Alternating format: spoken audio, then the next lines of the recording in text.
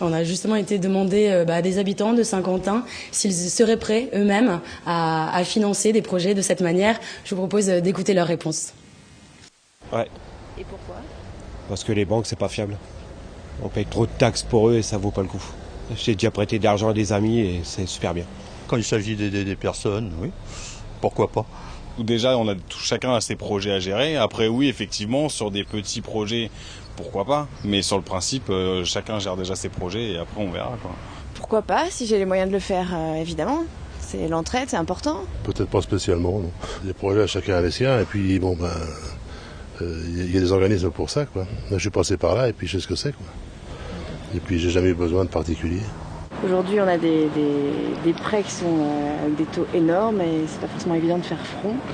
Et si au niveau de la population on peut s'entraider, pourquoi pas ?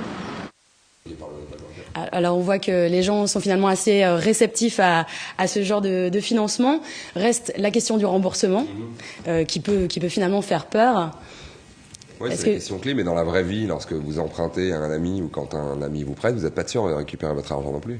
Et en l'occurrence, sur Hello Merci, on n'a pas de solution miracle pour ça. Par contre, on crée quand même un contexte qui est radicalement différent. C'est que quand vous avez emprunté à des gens que vous connaissez, publiquement, si vous ne remboursez pas vos amis et votre famille, les Noëls et les anniversaires qui suivent deviennent quand même très très compliqués.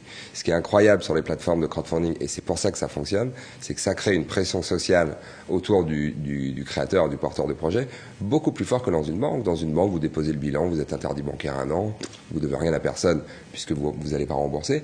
Là, vous allez devoir rencontrer les gens un par un en face de vous, et si vous ne les remboursez pas, ça devient très très compliqué. Et tout le milieu du crowdfunding dans le monde, et l'explosion du crowdfunding dans le monde, tient uniquement sur cette valeur-là, qui est transparence, empathie, et partage. C'est ce que vous ressentez, Laurent Thivignon ?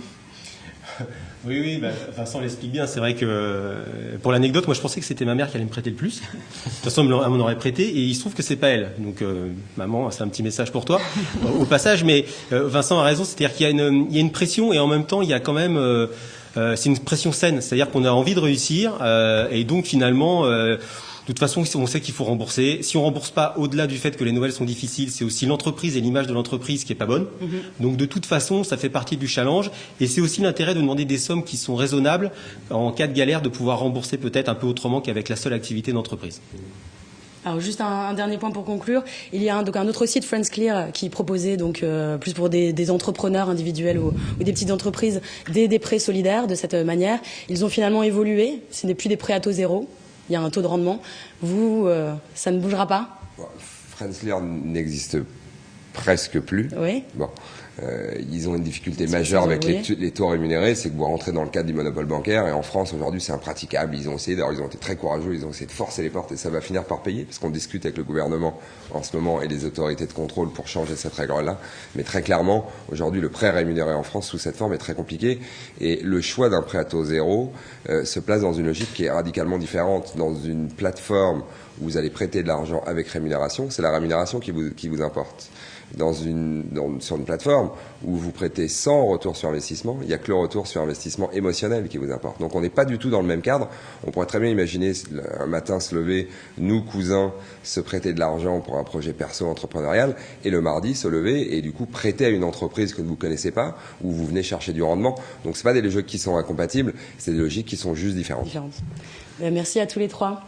Merci à vous trois. Claire, à présent, quelques infos en plus. La première concerne Continental à Rambouillet, cette menace de chômage partiel sur une unité de production. Et oui, en 2008, déjà la moitié des effectifs, soit 382 emplois, avaient été supprimés. À la rentrée prochaine, le dégraissage va continuer. 50 à 80 personnes de l'atelier devraient être mis au chômage partiel, selon la direction.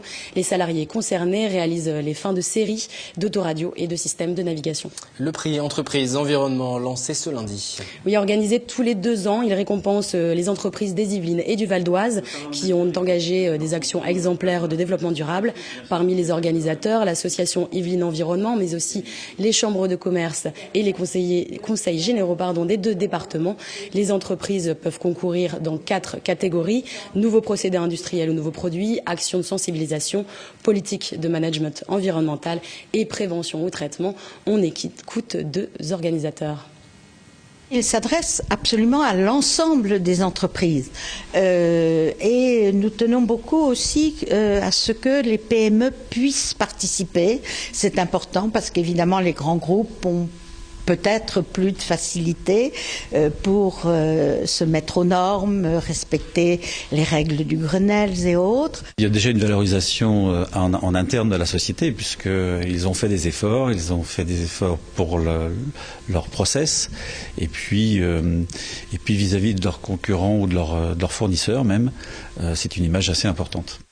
Et pour terminer cette chronique de l'écho, l'agenda, quelques dates. Quelques dates à retenir. Versailles Club d'affaires organise mardi un petit déjeuner d'information sur le thème « Les emplois d'avenir pour les entreprises ». Rendez-vous à 8h30 à la mission locale de Versailles.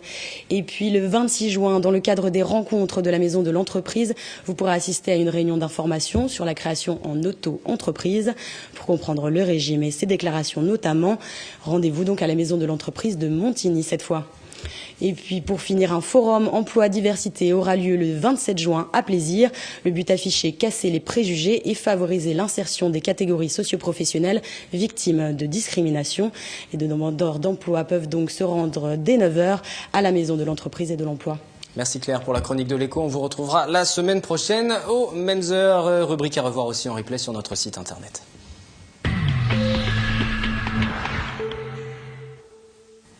Je vous redonne quelques-unes des informations que nous avons également développées ce soir. Nous en parlions hier, de fortes pluies orageuses se sont abattues en fin de journée dans le département, notamment sur Saint-Quentin en Yvelines. Il est tombé 50 mm d'eau ce mercredi dans le département. C'est l'équivalent des précipitations de tout un mois de juin. Un événement remarquable mais pas exceptionnel pour autant. On écoute l'un des prévisionnistes de Météo France à Trappes, Philippe Misrahi.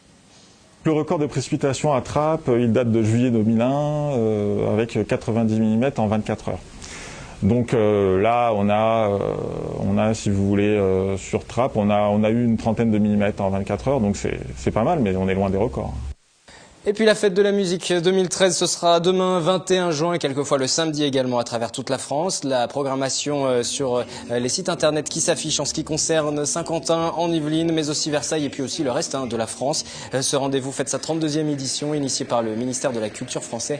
C'est aujourd'hui une centaine de pays qui participent. Il encourage les musiciens amateurs à se produire bénévolement dans les rues et les espaces publics grâce à l'organisation de nombreux concerts gratuits. À l'occasion aussi de découvrir de nouveaux genres musicaux, d'élargir ses horizons.